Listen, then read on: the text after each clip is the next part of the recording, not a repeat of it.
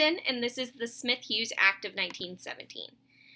The Smith-Hughes Act of 1917 was proposed by Senator Hoke Smith and Representative Dudley Hughes, both of Georgia. Inspiration for this bill was provided by Charles Prosser and Carroll S. Page, who tried unsuccessfully to pass vocational education legislation for 6 years before Senator Hoke Smith and Dudley Hughes would push it through in 1917.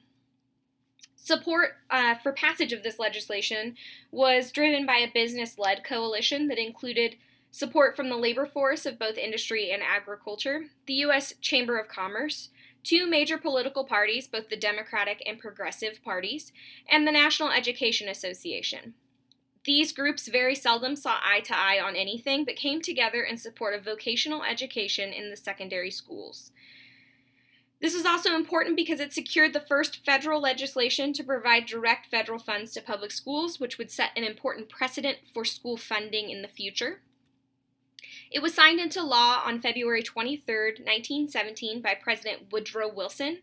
Many argue that Wilson did not sign this into law to provide our country with a highly trained workforce, but instead to prepare us for World War I.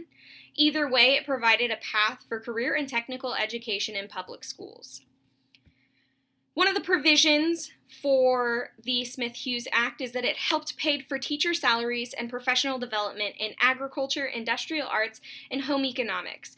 It also provided structure in that it expected practical application of studies in the classroom, which we now see as work-based learning. In 1917, the Smith-Hughes Act provided $1.7 million to CTE programs in its first year, and now we see Congress providing $1.1 billion annually to secondary and post-secondary career and technical education programs. Another important part of the Smith-Hughes Act of 1917 is that it rejected a common curriculum for all high school students and promoted an alternative path to traditional post-secondary schooling like college, and encouraged students to look into entering the workforce as a skilled tradesman instead.